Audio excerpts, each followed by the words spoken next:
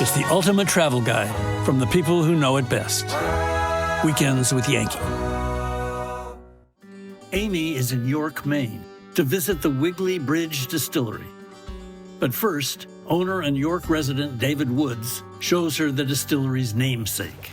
Wiggly Bridge was built in the early 30s by Hussey Manufacturing in Berwick. The name was coined in, I think, the early 40s by a Girl Scout troop that said it wiggled when they walked across it. So it got coined Wiggly Bridge, and the name stuck ever since. Did you used to come here? Yeah, we used to have a couple parties out here. So you grew up to then start a distillery called Wiggly Bridge. So I'm wondering if there's a connection between the high school parties that were happening out here and the distillery. That was part of, probably in my subconscious. Right. It was a shower moment.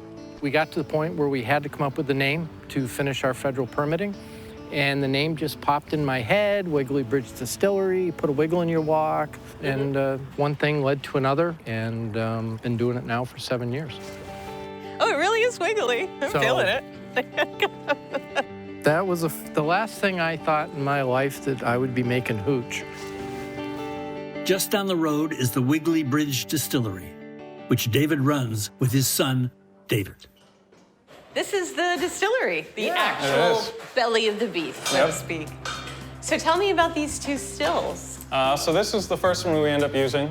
This is a 250-gallon still. This strips all the alcohol out of the ferment. So out of the 275 gallons, we'll fill this 80-gallon tote.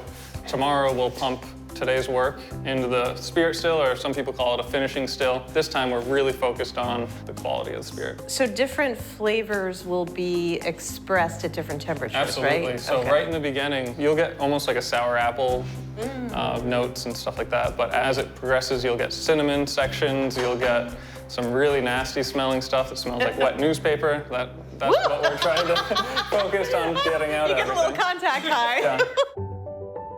And you built these? Yep. Make a paper pattern. It's like making a dress. You lay the paper on the copper, trace it out, cut it. We actually used a 12-inch piece of sewer pipe on the front forks of our backhoe and started hand forming it on that. It's Yankee ingenuity at work, right? A little bit. I Yeah. was brought up to be self-sufficient. So there's a saying that we sometimes refer back to that has run in Yankee many times over 85 years, and it's use it up, wear it out, make do or do without. Yes. It sounds like how you guys do things. Absolutely. So this tote is filled with Good stuff. white whiskey, pretty much. Okay. So we're gonna pump it into the barrel. We're actually gonna fill it to the rule of thumb. So you fill it up until your thumb tip touches the spirit. Okay. And that has the right amount of air space left in the barrel to start the aging process. Oh. If you want, you can hit the on button, I love the remote control. the other on button. Yep. So, Okay, I can see. And now you're gonna start getting Yeah. the smell of the bourbon, or what will be bourbon. Actually, now that this has been in a barrel, this is now classified as bourbon. Really? Because it touched, It's like transubstantiation. it's been, who? So now if you want to stick your thumb in there Okay. and And tell, is that where the term rule Yep. of thumb comes Yep. from? Wow. Of course, I might have shorter thumbs than and when you do. feel it, you let me know. Okay. Oh, got it. Okay. Is that good enough? That's good. Okay. And it's done. I made bourbon. And now for the good part, the tasting. So what are we starting with here? We'll do the small barrel bourbon. Okay. This is what I made, right? Yep. It's gonna have a nice nose to it. It's gonna have a nice dry cinnamon. It's bottled at 86 proof. Should be very smooth. Should Really not smooth. have a bite to it at Yes. all. Boy, that's really nice. Thanks. Yeah, that's beautiful. Okay. Now, Oops, there wasn't much in there.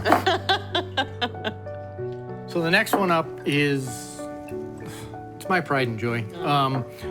We've been doing this 7 years, and it's taken us a long time to get to a 4-year product.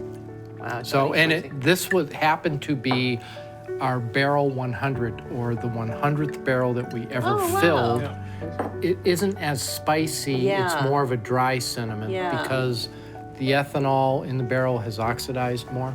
So a lot of the lighter alcohols. Oh my gosh. And it's also 100 proof. You have every reason to be proud of this. Oh, and thank you. It's just a real treat to kind of see a product go from, start, well, I didn't see it from start to finish. It's a much longer process, but to get a sense of the origins and the final product is just a treat. So thank you for having me. Thanks for coming. Thanks for stopping by. And cheers. Cheers.